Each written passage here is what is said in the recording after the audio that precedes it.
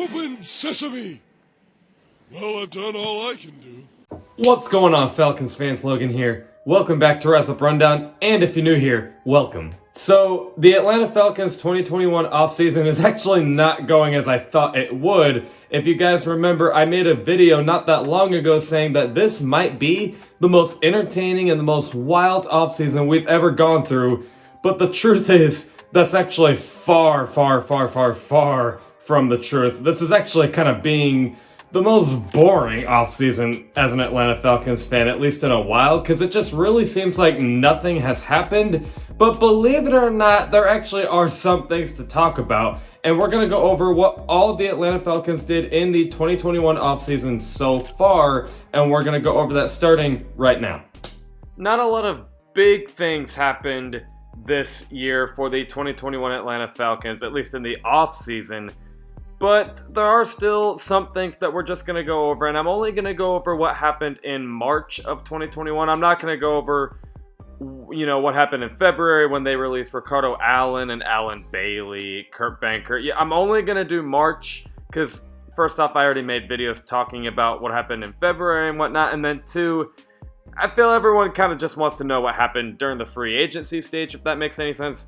So, the first thing we're going to talk about is the Atlanta Falcons do pick up a new tight end, Lee Smith, from the Buffalo Bills.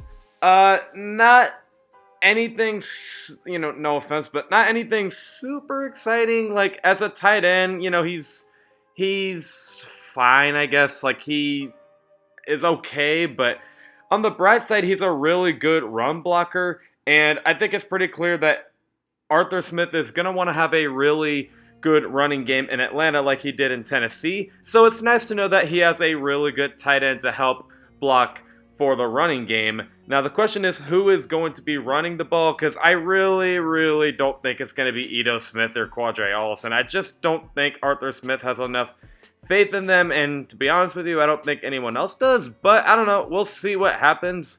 Maybe they are the answer. But either way, not going to talk about that. We're going to talk about the next free agent that we have, and that is Eric Harris from the Las Vegas Raiders. He's a former safety. Raiders fans say he's not very good, and when you look at it statistically, at least, like, they're not wrong. Like, he definitely hasn't been anything sensational, but who knows? Maybe he can turn it around in Atlanta. I don't know if he's going to be here to make a huge impact. I think he's kind of just here for a depth signing for later down the road, because I don't really see him being a starter in 2022, let alone if they get a safety in the draft. I don't even know if Eric Harris will start. We will just see, but I don't know. He could be good. We'll just see what happens.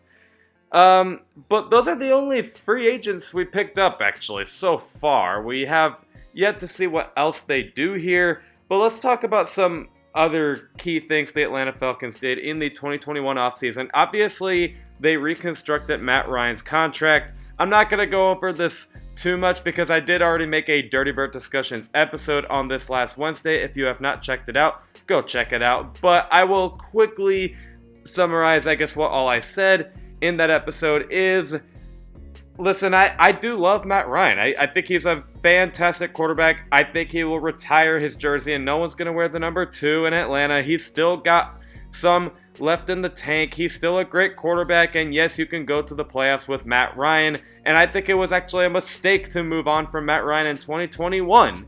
Now, in the years past is when I was a little skeptical about it, but I guess the Falcons feel confident that Matt Ryan's going to be good beyond 2021. Now, does that close the window of opportunity to draft a quarterback at number 4? Not necessarily, but it wouldn't really make more sense than it did even before they reconstructed his contract. So it sounds like they're probably going to stick with Matt Ryan for a little while. I personally, and I'm a little skeptical on that because, listen, yeah, sure, like you can build around a veteran quarterback. Matt Ryan does have a lot left in the tank. But let's be honest here, considering the cap situation and this very young roster with a very young coaching staff, this team is not just going to turn things around in one offseason. And it's going to take a while. It's going to take a while to get this team where it needs to be. And I feel the right time this team is probably going to do things right is like 2023, maybe. Like 2023, I feel, is when all of these young players and coaches are going to have all that experience. Maybe 2022, because sometimes year 2 can be a big step forward for players or coaches. But my big skepticism is, like, when it comes to 2022 or 2023, do you really think Matt Ryan in his late 30s is going to play exactly how he is now? That's what I'm questioning. Because we're seeing a lot of veteran quarterbacks just... Actually, you can build a super team around them, but they're also kind of the reason they let the team down. Like, Drew Brees needed to retire badly. Like, yeah, they built a great team around him, but Drew Brees is kind of the reason they couldn't win those playoff games, or, you know, some of them. I don't know about all of them, but you get the idea. Definitely in 2020, he was holding them back. And then in the 2020 Pittsburgh Steelers playoff game, yeah, sure, they built a really good roster around Ben Roethlisberger, but Ben Roethlisberger was kind of the reason the Steelers sucked in that game. The defense should not have let up all those points, but Big Ben should not have let up all those interceptions, you know? And then with Phillip Rivers, it's great that they had a super team around Phillip Rivers, but Phillip Rivers can only do so much. And that's my criticism with building around a veteran quarterback. You can do that. You really can. You can build a veteran quarterback, but this Falcons team, to me at least, this is just my personal opinion, I just don't think they're going to be ready right away in 2021. And maybe even 2022. I feel realistically a Super Bowl team will be in 2023. A playoff team maybe in 2022. But is Matt Ryan in his late 30s going to play at the exact level he's in right now? That's what I'm questioning. But anyway, I'm not going to keep talking about that.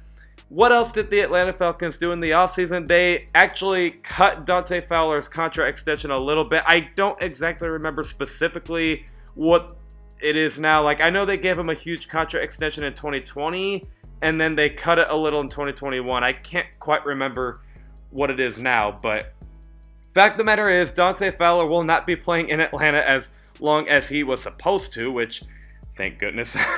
Now he's probably going to have a breakout year, because he seems to do well in odd-numbered years for some reason. Like, in 2016, he was not very good. 2017, he was all right. You know, he did good. 2018, not very good. 2019, he had a breakout season. 2020, he was trash.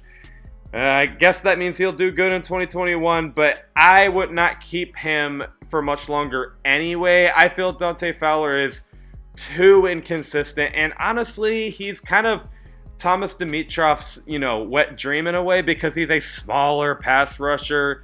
I don't know why Thomas Dimitrov loved to go for these smaller pass rushers, but he did.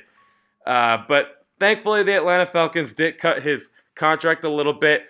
I mean, don't get me wrong. Like, I'm hoping he doesn't suck next year and beyond. Like, yeah, I want this to work out. I don't root for anyone to be bad, but I'm just not predicting that he's going to be this elite pass rusher like we all had hoped entering 2020. But yeah, they did cut his contract, and he will not be playing with us for much longer. And then the last thing to note here so far is Alex Mack has been signed to the 49ers. He will no longer be with the Atlanta Falcons. Kudos to you, Alex Mack. You were one of my favorite Atlanta Falcons to ever watch play.